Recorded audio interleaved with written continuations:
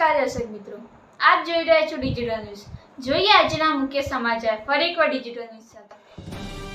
મહેસાણા જિલ્લાના સતલાસણા ગામે આજ રોજ આવેદનપત્ર આપવામાં આવ્યું। સતલાસણા તાલુકાના સરદારપુરા ચીકણા ગામે સ્કૂલમાં મધ્યાહન ભોજનનું કૌભાંડ આવ્યું બહાર।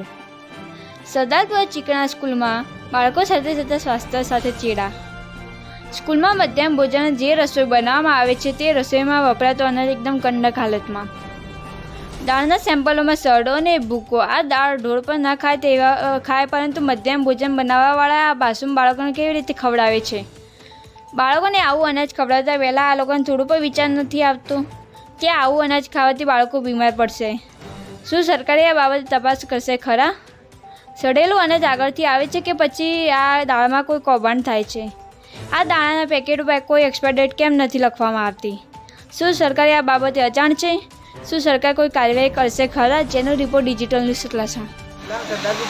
તાલુકો સતલાસણા શાના માટે અહીંયા આવે છે આજે? અને પ્રાથમિક શાળામાં જે મધ્યાહન ભોજન આવે છે તેની અંદર એટલી જીવાત આવે છે, ખરાબ દાળ ભાત બધું ખરાબ આપવામાં આવે છે।